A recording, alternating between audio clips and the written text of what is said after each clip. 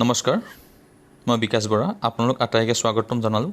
আজি আমাৰ এই ভিডিঅ'টোত আমি 15টা MCQ কৰিম চাইল্ড ডেভেলপমেন্ট এণ্ড পেডাগজিৰ ওপৰত কেৱল যে প্ৰশ্ন উত্তৰ কিটাই কৰিম বা উত্তৰ কিটাই কৈ যাম তেনেকুৱা নহয় আমি বহুতখিনি কথা ইয়াতে কিমান ডিসকাস কৰিম আৰু প্ৰতিটো টপিক আমি যিমানখিনি টাচ কৰিব পাৰো ইয়াতে যাম আৰু অপচন কি চাৰিটাকৈ অপচন দিয়া থাকিব তাৰে শুদ্ধটোটো শুদ্ধ হ'বই আৰু বাকি কিটাৰ অপচনৰ বিষয় মানে যিমান পাৰো আমি ইয়াতে ডিসকাস কৰি যাম তেন্তে স্টাৰ্ট কৰো আহক ভিডিওটো আমি জানো যে টিচিংৰ ম্যাক্সিমাম আছে ফ্ৰম সিম্পল টু কমপ্লেক্স নহয় জানো কি আমি সৰলৰ প্ৰথমে সৰলৰ পৰা মানে জটিললৈ যাব লাগে হেবাবে আমি প্ৰথমতে সহজ কিটা কোৱেশ্চন লৈছো তো ওয়ান আছে which one is not correct development মানে ডেভেলপমেন্টৰ বিষয়ে তলৰ কোনটো কারেক্ট নহয় লিখিছো এ দিছো development takes place in all aspect এটো হয় আমি জানো সৰ্বাঙ্গীন সৰ্ব মানে সকলো দিশতে হয় বিকাশ বস্তুটো ইট ইজ কন্টিনিউয়াস প্ৰসেস এটো শুদ্ধ নট নহয়টো লিখিছে হুইচ ইজ নট কাৰেক্ট তে it is quantitative in nature আৰু এটা আছে ফ্ৰম অম টু টম আমি কৈছোৱে আমাৰ ফাৰ্স্ট ভিডিওতে এইখিনি কথা আমি আলোচনা কৰিছো মানে মাতৃ গৰ্ভৰ পৰা মৃত্যুলৈকে অম টু টম এটো শুদ্ধ কন্টিনিউয়াস প্ৰসেসটো শুদ্ধ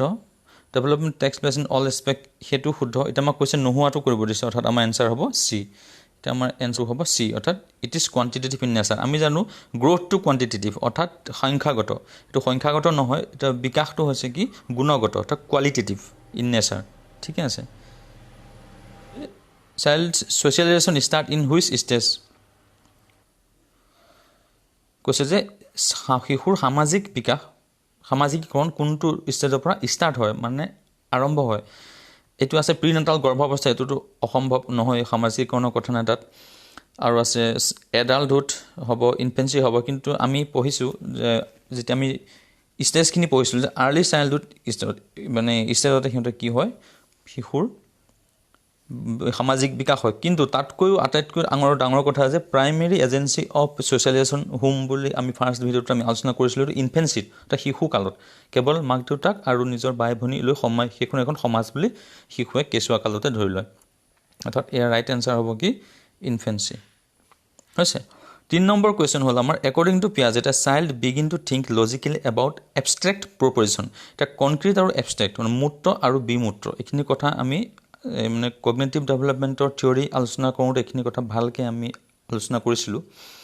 যে পিয়াজেটৰ কি হয় কোনটো ষ্টেজত কি হল abstract proposition বুলি কৈছে abstract thinking আহে আমি জানো কনক্ৰিট এটো নহব প্ৰি অপাৰেশনাল তেতিয়ালৈকে লজিক্যাল থিংকিং নাহে ইয়াত যেহেতু কৈছে লজিক্যাল থিংকিং প্ৰি অপাৰেশনালটো নহব ইউ কি আকৌ কেনসেল কৰি দিও থাকিলে কি ফৰ্মেল অপাৰেশনাল সেন্সৰি মটৰ চাও এতিয়া আপুনি ধৰি লৈছো আপুনি এটো কোৱেশ্চনটো নাজানে তা সেন্সৰি কনক্ৰিট হল এবস্ট্ৰেক্ট লগত কনক্ৰিট মিল নাই গুছি গল আৰু সেন্সৰি মটৰ আপুনি গম পাইছে সেন্সৰি মটৰ ষ্টেজত কি হয় কেৱল সেন্স স্পৰ্শ গন্ধ শব্দ শুনা এইখিনিতে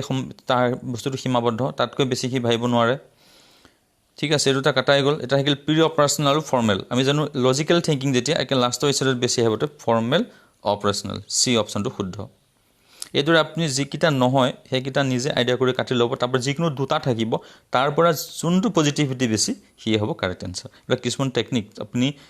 একেবাৰে অচিনাকি কোৱেশ্চন এটো কেনেকৈ ডিল কৰিব পাৰিব নেক্সট এতিয়া যাম আমি ডেভেলপমেন্ট অফ কনসেপ্ট আমি যেটো কেম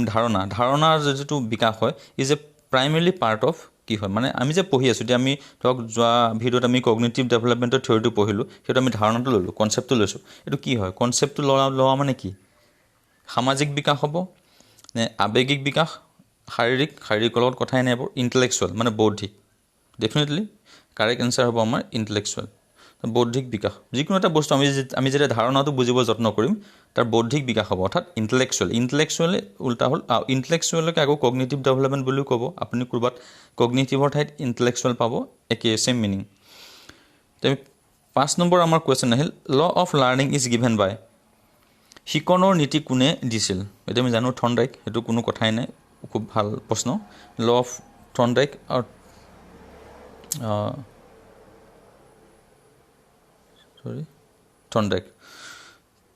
থৰ্নডাইকৰ law of readiness law of effect law of practice পাইছে নহয় মানে অনুশীলনৰ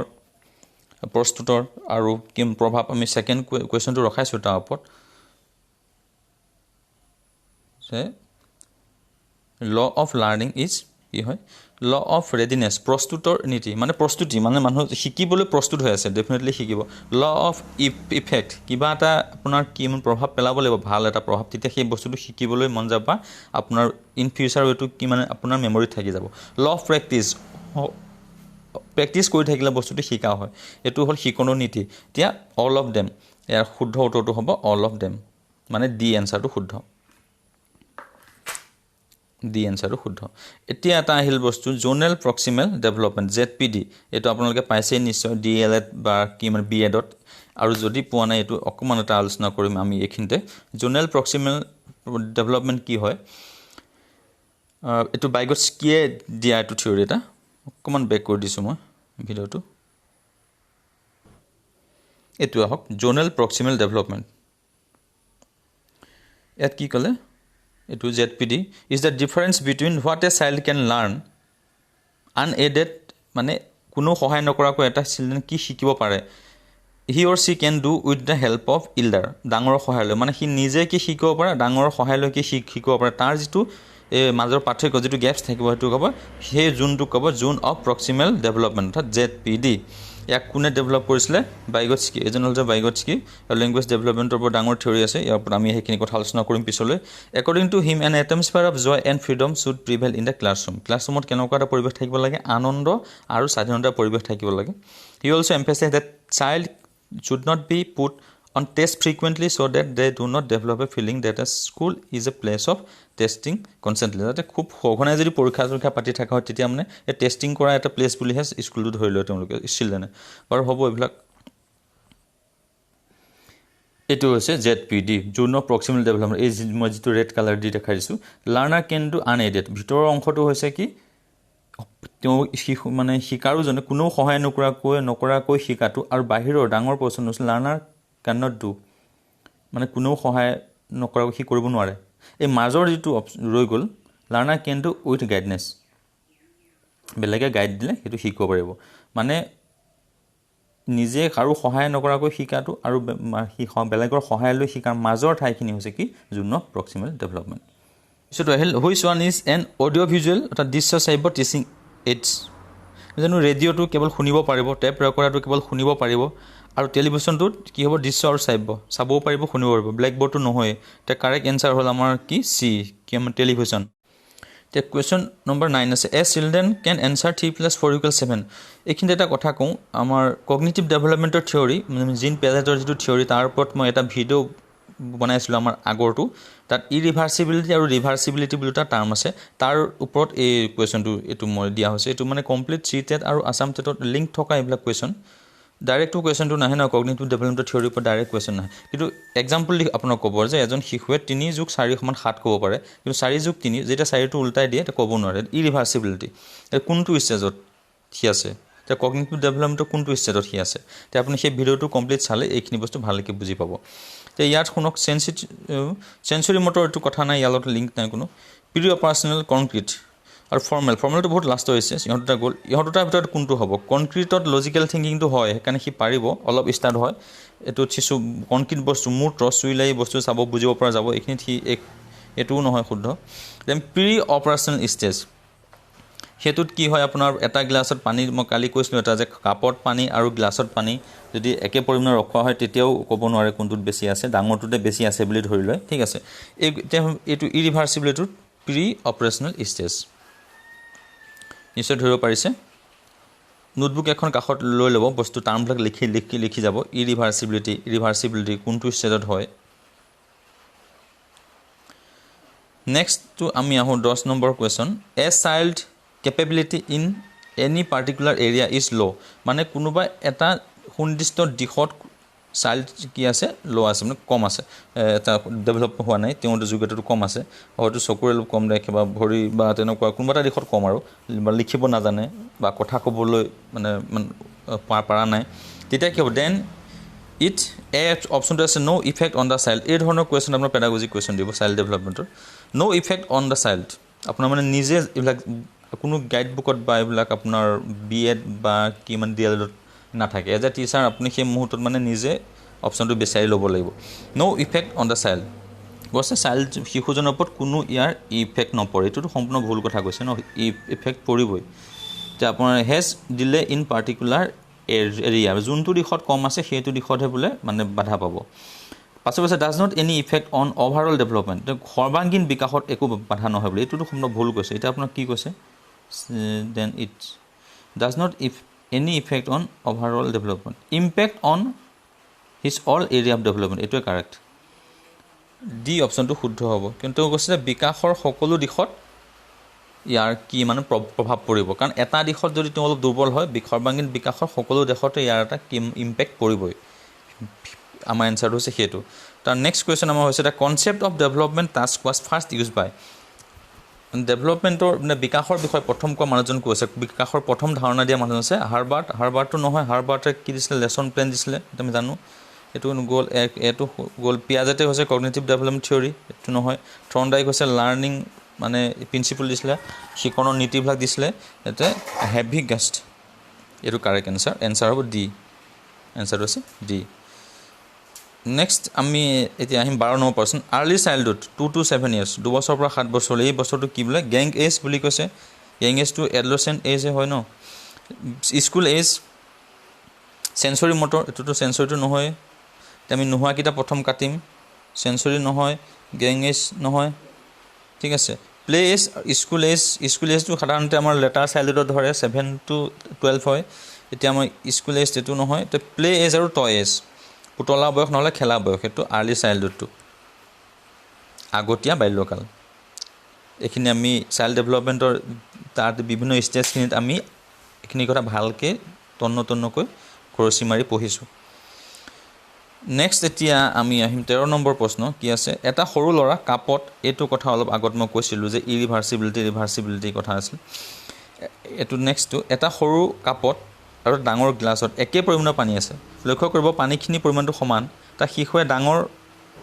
উত্তৰ দিলে গ্লাছটোত বেছি পানী আছে মানে ডাঙৰ গ্লাছটোত টাইপিঙত মিছ হৈছে মানে ডাঙৰ গ্লাছটো দেখি ক'লে তাত বেছি পানী আছে অৰ্থাৎ তেওঁ ভাবিলে যে আকৃতিটো বেছি কাৰণে ইয়াৰ কি মানে আয়তনটো বেছি হ'ব এই বুলি ধৰি লৈছে আপোনাৰ মতে সি বৌদ্ধিক বিকাশৰ কোনটো স্তৰত চেঞ্চুৰী মটৰ নহয় আমি জানো এই ক্ষেত্ৰত কোনটো হয় যেতিয়া ক'ব পৰা নাই প্ৰি অপাৰেশ্যনেল আৰু যেতিয়া ক'ব পাৰিব সেইটো হ'ব ফৰ্মেল অপাৰেশ্যনেল ঠিক আছে এইটো প্ৰি অপাৰেশ্যনেলটো যিহেতু ক'ব পৰা নাই এইটো শুদ্ধ এই একেটা প্ৰশ্নকে যদি ক'ব পৰাটো দিয়ে যে তেওঁ কোন পানীখিনি পৰিমাণটো য'ত সমান যিহেতু তেওঁ আকৃতিটো বুজি পাইছে মানে এইটো যে আকৃতিৰ মতে মানে যে আয়তন চেঞ্জ নহয় এইটো তেওঁৰ মানে লজিকেল থিংকিংটো হৈছে তেতিয়া হ'ব ফৰ্মেল অপাৰেশ্যনেল এটা কুৱেশ্যনতে আপোনাৰ এই দুইটা বস্তু মই আপোনাক ক্লিয়াৰ কৰি দিছোঁ নেক্সটটো আহিল